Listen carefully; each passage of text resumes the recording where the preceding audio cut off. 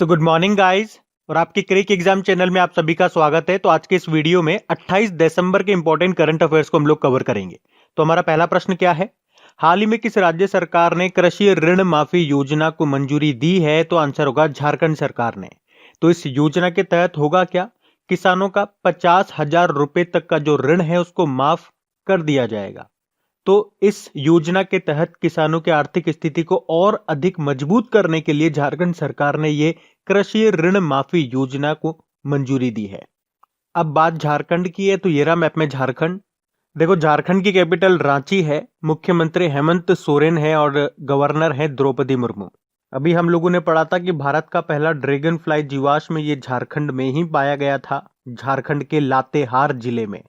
और झारखंड सरकार ने अपना नया लोगो भी रिलीज किया था और इस लोगो में आपको मिलेगा झारखंड का राजकीय पशु हाथी और राजकीय पुष्प जो है पलाश। उसके अलावा झारखंड सरकार ने प्रज्ञाम नाम से एक मोबाइल एप्लीकेशन को भी लॉन्च किया था। और जो इसकी कैपिटल है रांची, यहाँ पे आपको सेंट्रल कोल फील्ड का हेडक्वार्टर भी मिलेगा। वैसे कोल कैपिटल ऑफ इंडिया झारखंड के धनबाद को ही कहते हैं। बढ़ते हैं आगे। फिर हाल ही में भारत में इलेक्ट्रिक ट्रैक्टर लॉन्च करने वाली पहली कंपनी कौन सी बनी है? तो आंसर होगा सोनालिका। तो अभी सोनालिका कंपनी ने भारत का पहला इलेक्ट्रिक ट्रैक्टर को लॉन्च किया है और कंपनी ने इसका नाम टाइगर इलेक्ट्रिक रखा है। सोनालिका की बात करेंगे, इसका हेडक्वार्टर आपको मिलेगा पंजाब के होशियारपुर में। इसके फाउंडर यानी कि संस्थापक हैं लक्ष्मण दास मित्तल और इसके वर्तमान में एग्जीक्यूटिव डायरेक्टर हैं रमन मित्तल। बढ़ते हैं आगे। फिर हाल ही में 2020 के तानसेन सम्मान से किसे सम्मानित किया गया? तो आंसर होगा पंडित सतीश व्यास को। तो पंडित सतीश व्यास ये संतूर वादक हैं और अभी इन्हीं को मध्य प्रदेश सरकार के द्वारा दिए जाने वाले तानसेन सम्मान 2020 से सम्मानित किया गया है। तो इस सम्मान में इन्हें 2 लाख रुपए की राशि और प्रशस्ति पत्र दिया जाएगा। बाकी विद्युत मोहन की बात करेंगे तो young champion of the earth के रूप में इनको चुना गया था। डेविड एटनबर्ग आप जानते हो, इंदिरा गांधी पीस प्राइज 2020 इनको मिला था। और Ranjit Singh Disale global teacher prize जीतने वाले पहले भारतीय बने थे। ये नाम इंपॉर्टेंट रहेगा, ये याद रखना। बढ़ते हैं आगे। और गाइज, अगर वीडियो आपको अच्छा लग रहा है तो प्लीज इसे लाइक करते हुए चलना। देखिए आप लोगों ने अभी लाइक किया है या नहीं किया है। नहीं किया है तो अभी इसको लाइक कर दीजिए, लास्ट तक आप लोग भूल जाओगे मैं कह रहा हूँ। और हाँ, इसे शेयर भी जरूर कर देना अपने दोस्तों के साथ में। और अगर आप में से कोई स्टूडेंट इस चैनल को फर्स्ट टाइम देख रहा है तो आप इस चैनल को सब्सक्राइब कर सकते हैं। सब्सक्राइब करने के बाद में पास में बेल आइकन को जरूर प्रेस कीजिएगा ताकि आगे के आपको नोटिफिकेशन मिलते रहें, ताकि आपसे कोई भी वीडियो मिस न हो। बेल आइकन को प्रेस करना जरूरी है। चलिए बढ़ते हैं आगे। फिर हाल ही में किस राज्य ने भारत की पहली हॉट एयर बैलून सफारी को लॉन्च किया? तो आंसर होगा मध्य प्रदेश। तो अभी मध्य प्रदेश के बांधवगढ़ टाइगर रिजर्व में भारत की पहली हॉट एयर बैलून सफारी को लॉन्च किया गया है। देखो, वैसे तो भारत में कई हॉट एयर बैलून राइड है जहाँ पे आप हॉट एयर बैलून का लुत्फ उठा सकते हैं, पर यहाँ पे बात हो रही है कि ये पहली हॉट एयर बैलून सफारी है। तो इसमें पर्यटक जो होंगे, जो टूरिस्ट लोग होंगे, वो इसमें बैठ करके बाघ वगैरह, जो इंडियन स्लॉथ बियर हैं और जो तेंदुए हैं, उनको ऊंचाई से देख पाएंगे। तो अगर आपसे पूछा जाएगा कि भारत की पहली हॉट एयर बैलून सफारी ये भी कहाँ पे लॉन्च हुई? मध्य प्रदेश में, मध्य प्रदेश के बांधवगढ़ टाइगर रिजर्व में। अब बात मध्य प्रदेश की है तो ये रहा मैप में मध्य प्रदेश। देखो, मध्य प्रदेश की कैपिटल भोपाल है, मुख्यमंत्री शिवराज सिंह चौहान है और गवर्नर है आनंदीबेन पटेल, जो कि उत्तर प्रदेश की भी गवर्नर है। और अभी मध्य प्रदेश हाईकोर्ट के जो नए जज नियुक्त हुए थे उनका नाम क्या है? उनका नाम है मोहम्मद रफीक। मोहम्मद रफीक ये वैसे अभी तक उड़ीसा हाईकोर्ट में चीफ जस्टिस थे, लेकिन इनके बाद अब उड़ीसा में जो नए चीफ जस्टिस होंगे उनका नाम है एस मुरलीधर। बाकी आपको याद होगा, अभी मध्य प्रदेश के ग्वालियर और ओरछा को यूनेस्को के विश्व विरासत शहरों की सूची में शामिल किया गया था। तो अब आप ये भी याद रखो कि भारत में टोटल विश्व विरासत शहरों की संख्या बढ़कर कितनी हो गई? 40 हो गई है। इसके अलावा मध्य प्रदेश सरकार ने 2030 तक राज्य में एड्स को पूरी तरह से खत्म करने का लक्ष्य भी रखा है। भारत का भी लक्ष्य यही है। अभी मध्य प्रदेश सरकार ने गौ माता टैक्स लगाने की भी योजना बनाई है। इसके अलावा मध्य प्रदेश सरकार ने प्रधानमंत्री स्ट्रीट वेंडर योजना के तर्ज पर मुख्यमंत्री रूरल स्ट्रीट वेंडर योजना शुरू की थी। और इसी तरीके से जो केंद्र की किसान सम्मान निधि योजना है ना, जिसमें केंद्र सरकार किसानों को हर साल में 6,000 रुपए देती है, 2,000 रुपए करके। तो उसी के तर्ज पे मध्य प्रदेश सरकार ने किसान कल्याण योजना शुरू की थी। इसमें वो राज्य के किसानों को 4,000 रुपए देगी साल के। और आपको याद होगा, मध्य प्रदेश की छतरपुरा जिला पुलिस ने एक संकल्प बुजुर्गों के नाम अभियान शुरू किया था। और मध्य प्रदेश की जो बैतूल जिला पुलिस है, उसने आसपास योजना शुरू की थी मध्य प्रदेश में सुसाइड केसेस को कंट्रोल करने के लिए। बाकी जो अभी स्वच्छता सर्वेक्षण 2020 आया था, उसमें लगातार चौथी बार सबसे स्वच्छ शहर रहा इंदौर। इंदौर से आप 2 पॉइंट याद रख लो कि इंदौर का जो देवी अहिल्याबाई होलकर एयरपोर्ट है, उसे इंटरनेशनल एयरपोर्ट का दर्जा मिल गया। और इंदौर में ही देश का पहला और दुनिया का दूसरा इन्फेंट्री म्यूजियम भी बनेगा। अभी मध्य प्रदेश ने ही हमारा घर हमारा विद्यालय योजना शुरू की थी। मुख्यमंत्री शहरी पथ व्यवसाय उत्थान योजना शुरू की थी। और एक और पॉइंट याद रख लो आप, शिशु मृत्यु दर के मामले में सबसे आगे मध्य प्रदेश ही है। और इस प्रश्न में जो हमने बांधवगढ़ नेशनल पार्क के बारे में बात करी, ये रॉयल बंगाल टाइगर्स की बड़ी आबादी के लिए जाना जाता है। बाकी यहाँ पे आपको Kanha national park, Van Vihar national park, Sanjay national park, एक Panna national park, Satpura national park, Pench national park, Madhav national park, ये सब मिलेंगे मध्य प्रदेश में। बढ़ते आगे। फिर है, हाल ही में किसे मरणोपरांत ग्रैमी का लाइफ टाइम अचीवमेंट अवार्ड से सम्मानित किया जाएगा? तो आंसर होगा सेलेना क्विंटनिला पेरेज को। तो सिंगर थी ये सेलेना क्विंटनिला पेरेज, जिनको मरणोपरांत ग्रैमी के लाइफ टाइम अचीवमेंट अवार्ड से सम्मानित किया जाएगा। कब? तो इन्हें ये मरणोपरांत पुरस्कार 31 जनवरी 2021 में जो 63वें वार्षिक ग्रैमी अवार्ड्स होंगे, वहां पे दिया जाएगा। बाकी Umar Kremlev International Boxing Association के अध्यक्ष बने थे ये कुछ दिन पहले। ग्रेग बार्कले आप जानते ही हो, ये न्यूजीलैंड के हैं और आईसीसी के नए अध्यक्ष बने।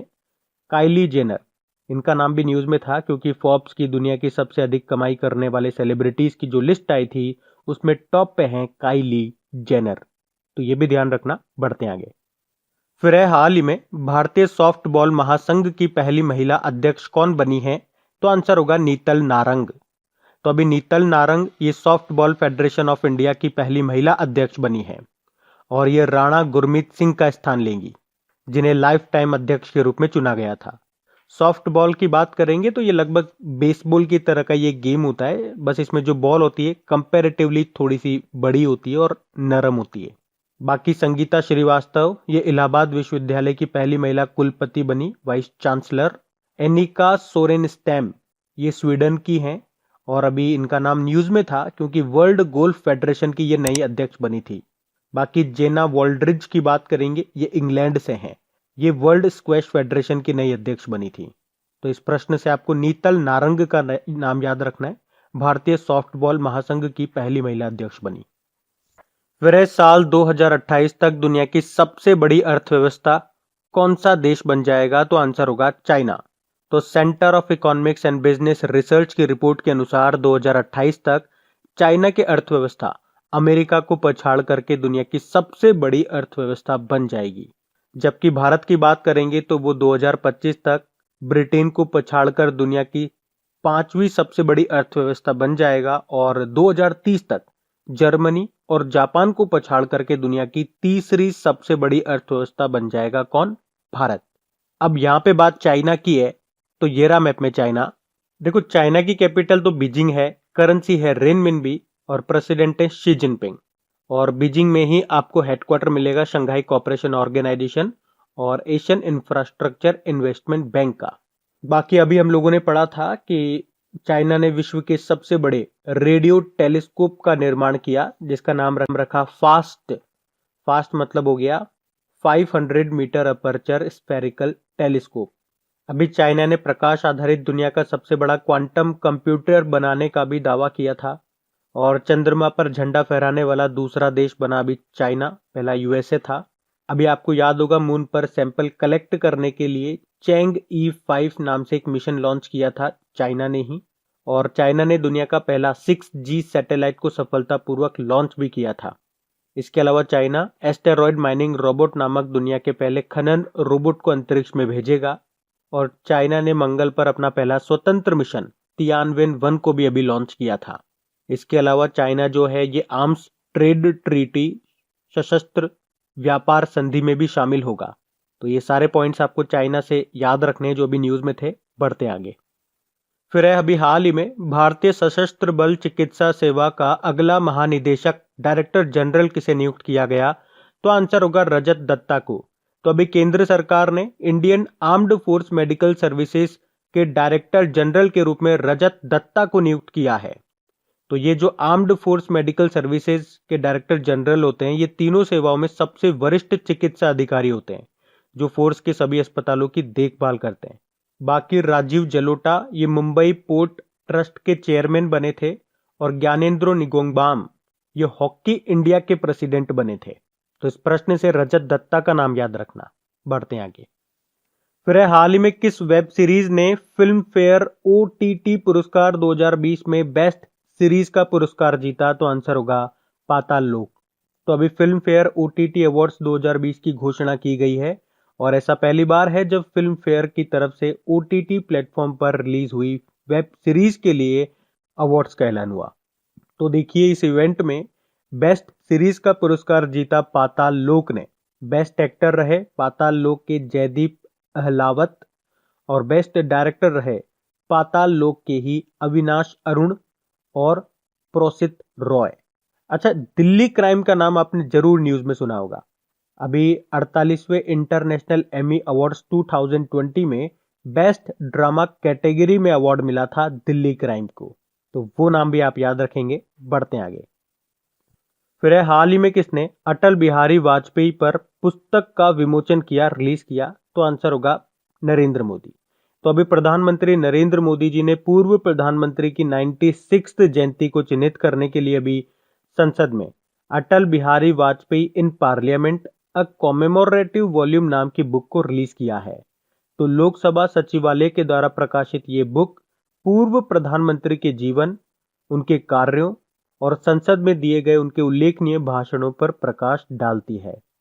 अभी अटल जी की आपको याद है ना, हमने जयंती मनाई थी 25 दिसंबर को और उसी दिन हम गुड गवर्नेंस डे के रूप में भी मनाते हैं।